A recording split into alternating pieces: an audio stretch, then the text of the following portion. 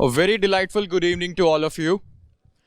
We have all gathered here after enormous waiting for the precious interactive session by Acharya Prashant sir. It's wholesome to see you all here with your charisma lighting up in this session. We are delighted to host you today and want you to dig down deep in the flow of the session and get benefited the most out of it.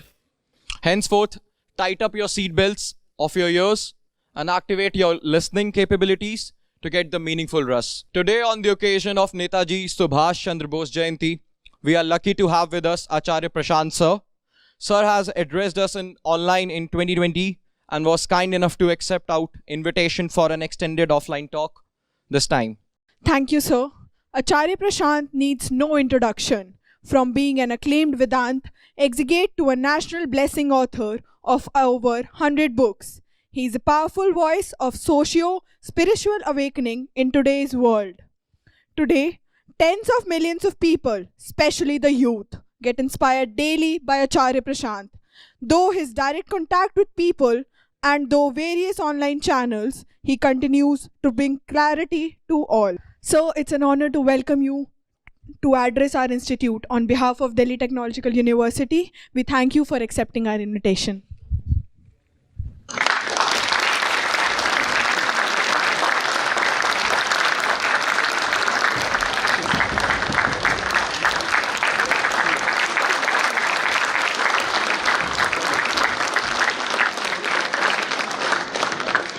Now, I would like to invite all the dignitaries to step forward for the lamp lighting ceremony.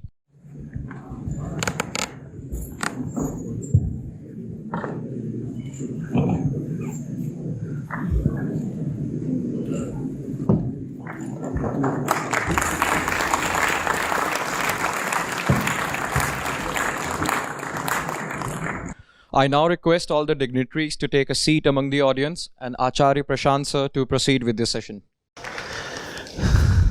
So first of all, I understand you have been waiting since an hour now. I regret the delay. I had not anticipated it will take me rather upward of 2 hours reaching here. So anyway, we are here and we are good, and suppose we'll have nice and bright time together. How do we begin? Hello sir, my name is Rayansh and my question was, sir, all my life I have believed that my life has been a consequences of decisions I have taken for myself. But recently in the past 3 months I have had 2 retinal detachments and I have been blind for 3 months basically.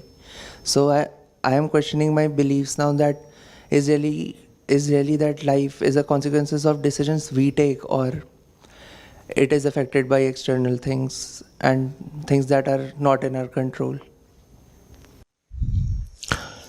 You see, there is hardly anything that is in our control as far as situations of life are concerned. So even when we feel that things that are happening to us are actually happening because we planned them out that way, or that what is happening is a result of something that we did, it is actually not that way. Your situation here is obviously entirely different. You are clearly seeing that random, unpredictable, uncalled for things are happening to you, right? And you're asking why and what is this, from where is it all coming? But think even of those who feel that their life is in their control, even they are mistaken. As far as the external environment is concerned, as far as material situations are concerned, a lot that is happening. I'm just shying away from saying everything that is happening, because to many of you that would sound too extreme.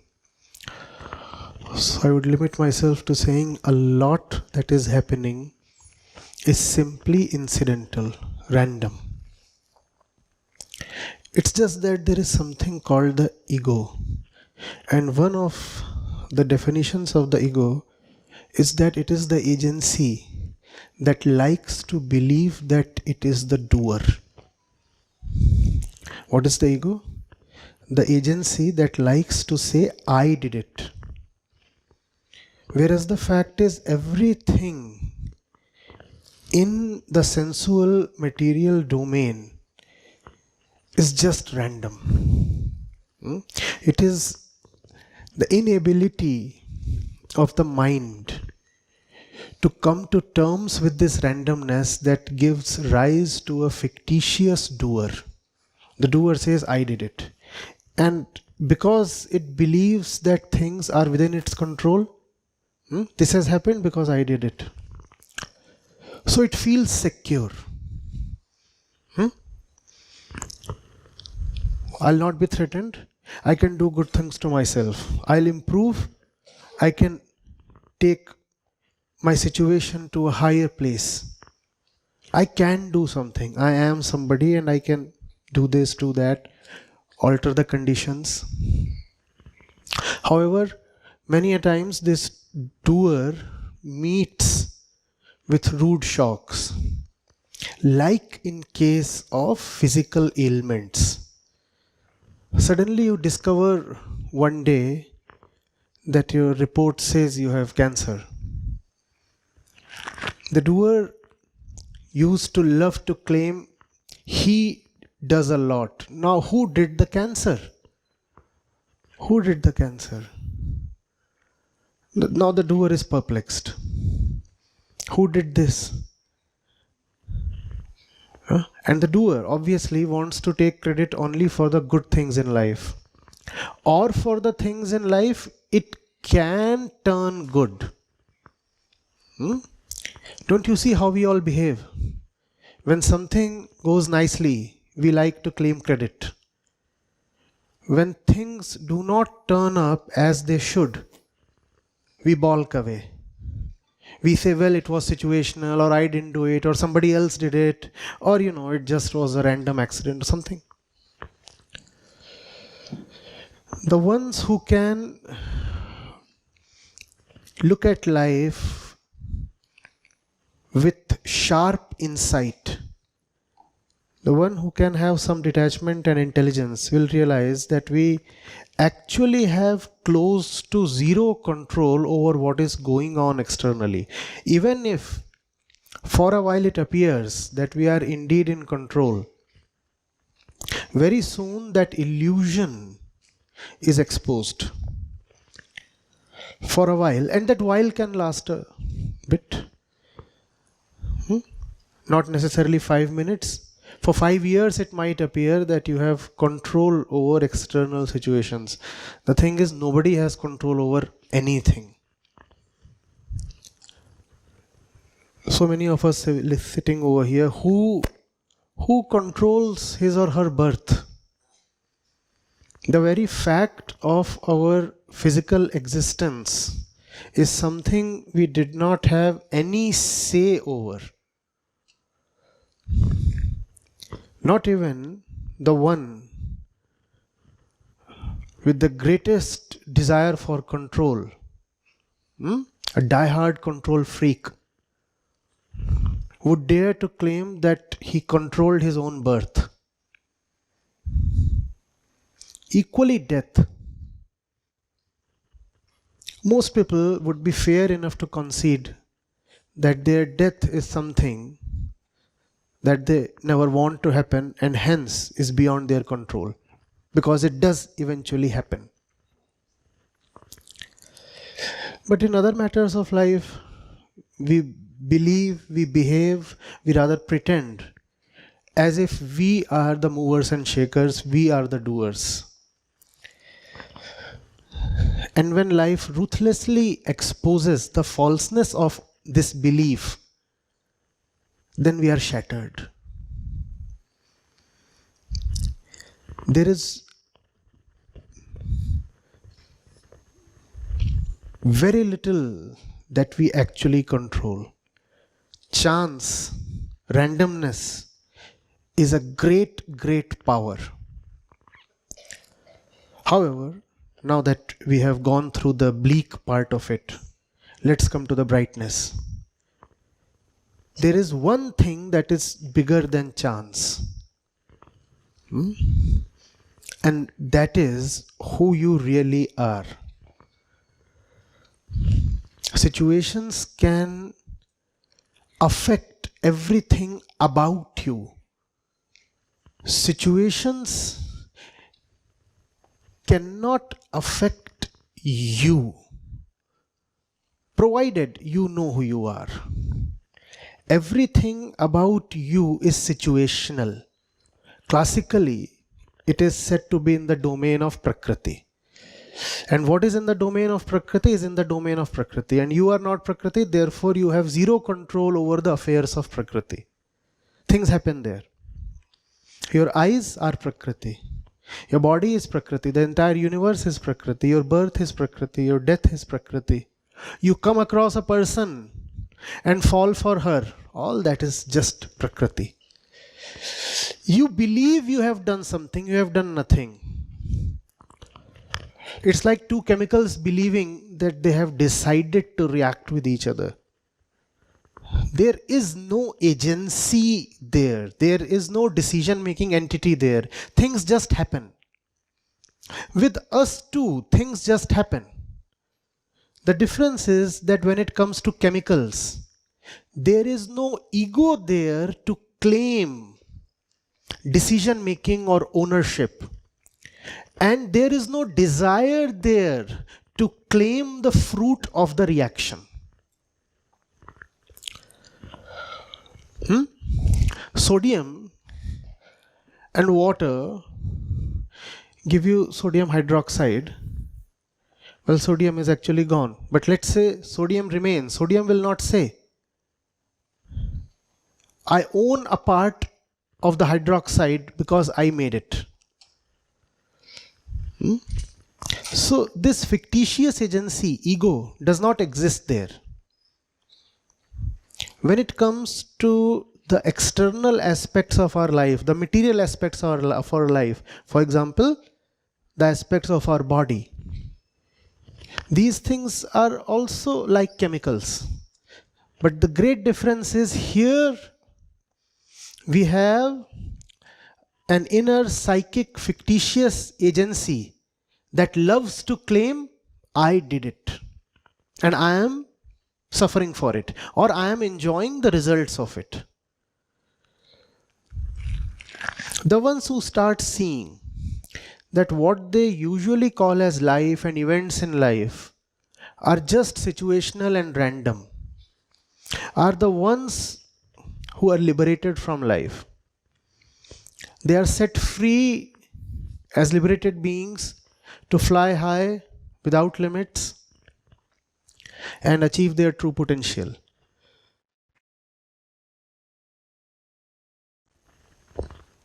Whereas those who keep thinking very erroneously, obviously, that they are doing stuff when actually it's just a game of chemicals.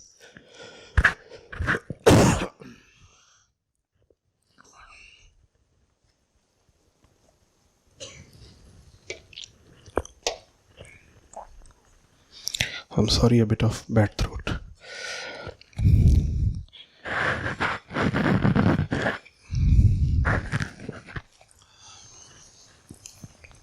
They suffer.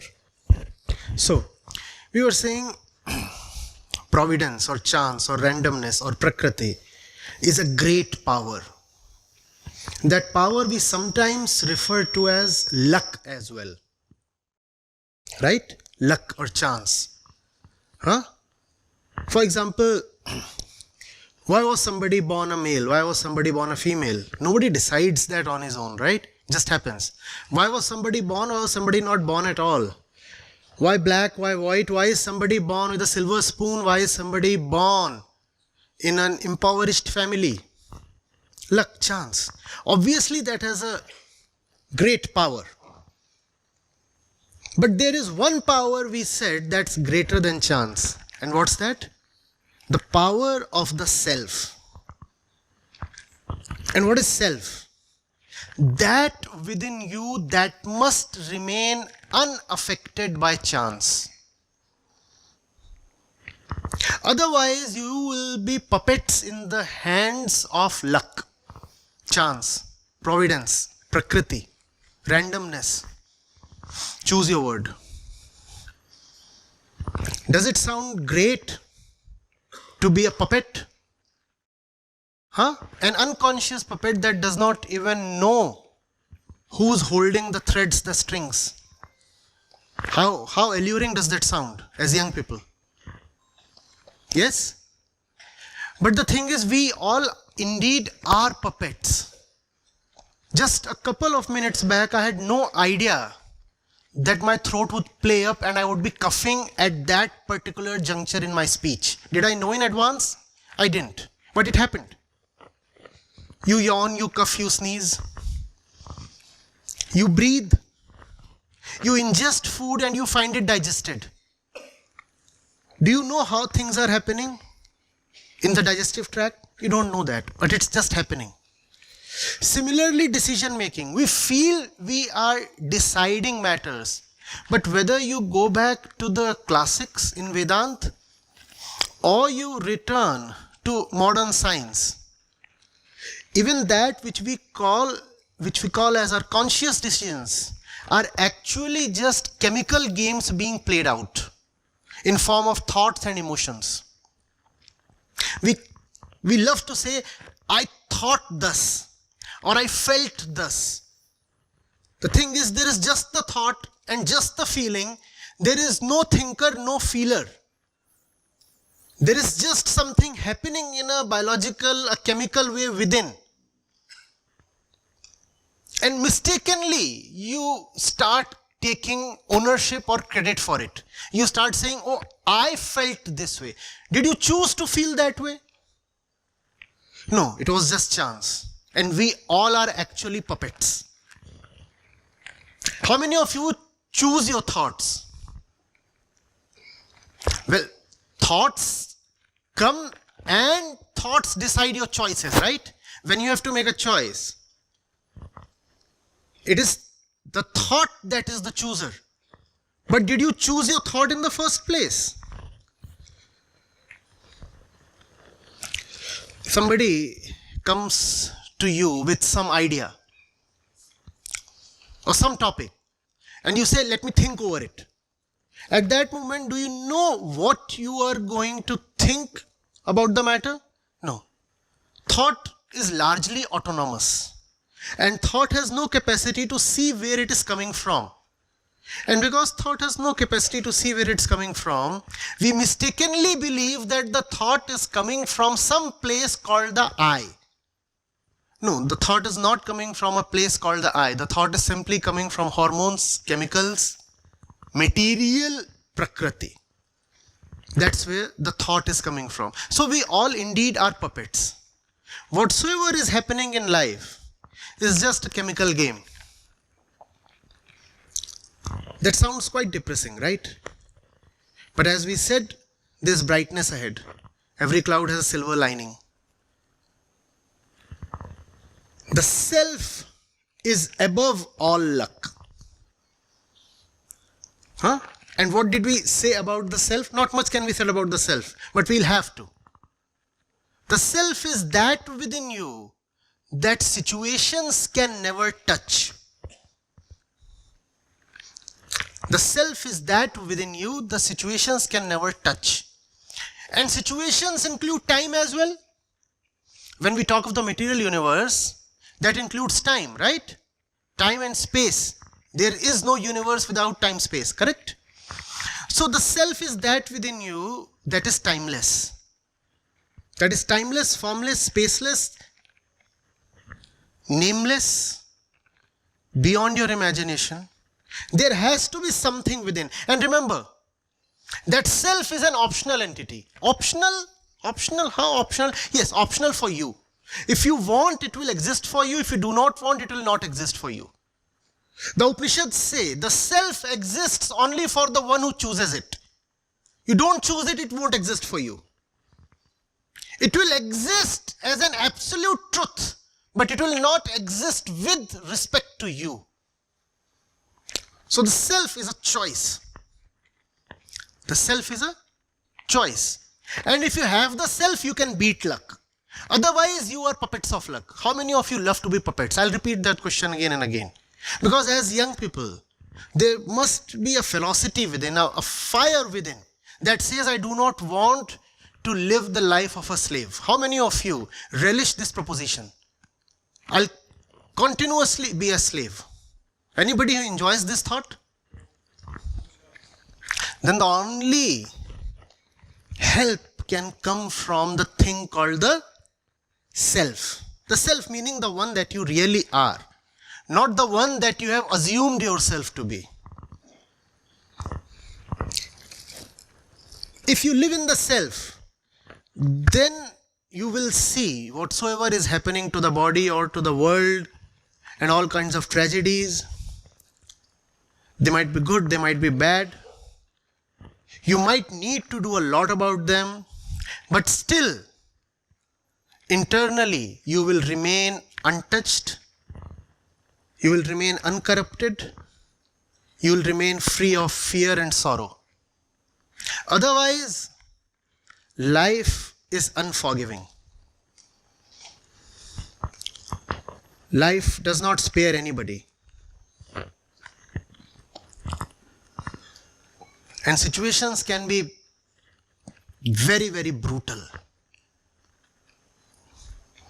Coming to your place from Greater Noida, I had to navigate a stretch of around 10 kilometers.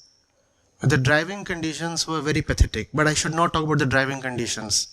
What was appalling was the living conditions. Life is cruel. If there are moments, if there are patches in which life does not appear cruel, then that's just the interlude.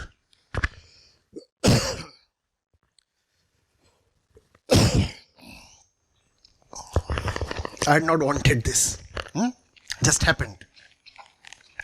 I have two options. I start paying attention to this, or I choose to remain in the self. I choose to remain in that which is timeless. The camera over here is recording something. Is it meant to record that which is the dust of time, or is it meant to record that which deserves to be stored for the next 100 years for posterity? Please tell me. Do you see what the self is? That which is valuable enough to be, come on, timeless. All else is dust of time. When you return, would you want to remember this cuffing or the content? You know what the self is then? What is the self? And it's a choice. We might have a couple of souls here that take back nothing but the cuff from here. Choice. The self is a choice. It's just that in this moment of luck, it is very clear that when it comes to content versus cuff, content is to be chosen. In general situations of life, usually the self does not appear that attractive. Other things appear very, very attractive and they get chosen. Make the right choice. See what is just incidental. And for that you require something called self-knowledge. What is self-knowledge? To understand where one's impulses, thoughts, feelings, instincts are coming from. The more you see where your entire system is coming from, the more you will feel detached from it, because you will see that very little of it is within your own control. You will see that all this is an autonomous system independent of you. Even if you are sleeping, the lungs continue to do what they have to. Even when you are sleeping, the brain too continues to do what it has to. The fictitious agency, ego, goes to sleep, and yet things keep happening. So is it really the I, the ego, that is doing things? Not really. But those questions are not posed to us by our education system. Our education system, unfortunately, is just too much about the wall, the gadgets, the lights, the projectors, the wood, the metals, these things. And what are all these things about? They are about the material universe, Prakriti. You're getting it? Huh? About the self, there is no education. And when there is no education of the self, a choice in the favor of self becomes improbable. How can you choose something that you have never been educated in? You can still choose it, but the choice becomes difficult. Are you getting it? You'll have to start looking at the body as something alien, something foreign. Not my body, but the body. The body. Son, it would have been very easy for me to console you by saying that the thing that you are going through will pass sooner than later. Is that not the standard way? Somebody comes to you and expresses discomfort about his or her physical condition. And how do you respond? You say, oh, nothing. You'll get well soon. That's the classical response, right? Should I entertain you with that kind of hackneyed stuff?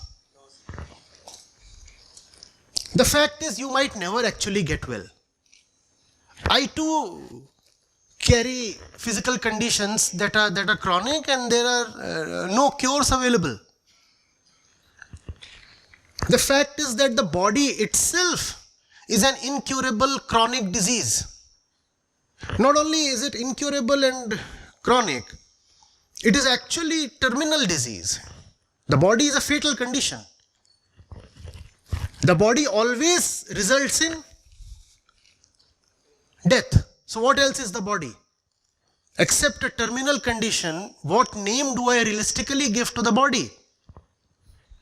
And these are things that a young man must necessarily think about. A young person who has come to terms with death becomes fearless. And it is fearlessness that we require in our youth. And you cannot become fearless if you do not start seeing the body as something other than you. The more you are attached to the body, the more you will be carried away by the bodily chemicals and the set processes and the Prakritic apparatus. You will think that's what life is all about. Huh? If you are young, you will say, there is the body and the body wants pleasure. Let me give it pleasure. Pleasure comes through money. So the purpose of life is earn money. And there's the mind. And the mind is seated in the brain. And the mind wants happiness. The body wants pleasure. The mind wants happiness. And happiness comes from this, happiness comes from that. Let me try all the means that will give me pleasure and happiness. And I'm a woman. My body is signaling that it requires a child. The purpose of life is to become a mother, a great mother. And you will waste your life doing all these things. Unless you start seeing that the body is a system of its own, very separate from who you really are, the body will become your destiny. And the word destiny is very close to the word destination. What is the destination of the body? Death. So death will become your destiny. And that's the reason Upanishads continuously say that our only purpose is to liberate a human being from death. Immortality is what we are after. Otherwise, death is all that there is to life. Life is death. If you are the body, life is death. What else? What's the point in living on? If it all has to just end in death, what's the point? And so many philosophers have grappled with this question. You remember to be or not to be? What's the point in continuing to live? And that's the reason so many of them just ended their lives by suicide. Because they could not see what Vedanta had to offer. That there is a life beyond the body, and that life is not after death. That life is right now. And it is not that you are totally unavailable or unacquainted to that life. Don't you know that life? I mean, you have to get up at 5 a.m. The alarm goes off.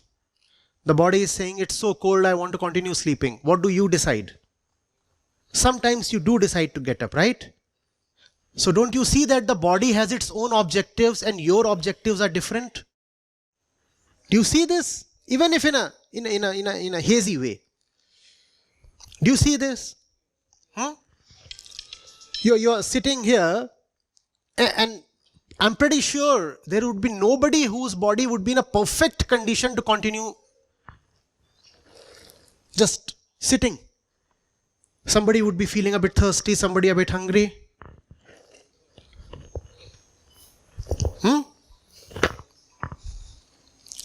Somebody would be feeling some ache somewhere. The knee is paining. But you say, no, I'll continue to sit. Right? So the body is a different system and you are a different entity.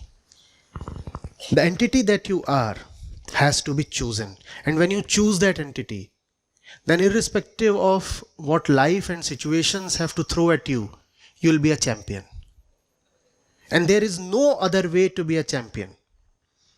You have role models, you have success stories that tell you that go out, conquer this, conquer that, and then you will be called a successful person. All that is pure nonsense. All that these people are talking of just becomes dust, crumbles into nothingness in no time. There were so many people who were respected as idols, as role models, just 20 years back when I was in my management campus. At least a few of them are behind bars today. And a few more are there who have just disappeared into oblivion. They are no more making the news. Nobody is talking of them. The success that lies in external achievement, in material possessions, including the material possession called the body, all that can entertain you for a while, but will not be able to take you through life. At some point you will falter. And then there is depression and neurosis and whatnot. Think of that.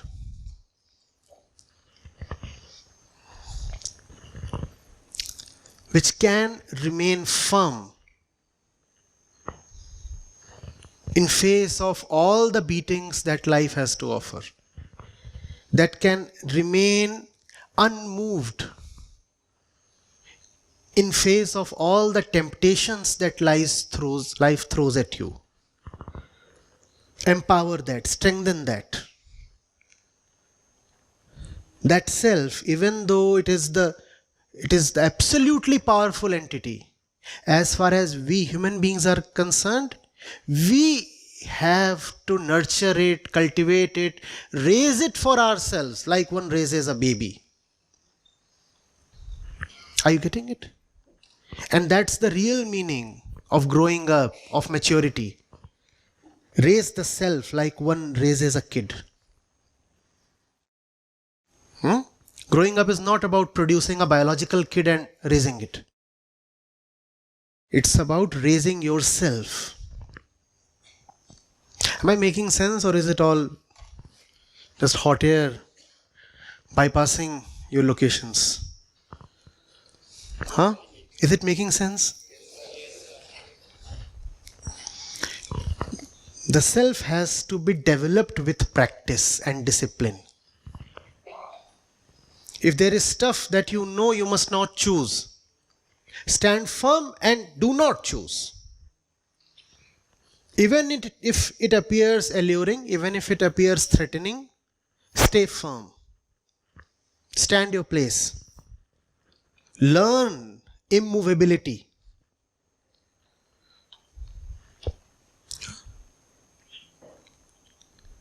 But we question our situations only when we suffer, right?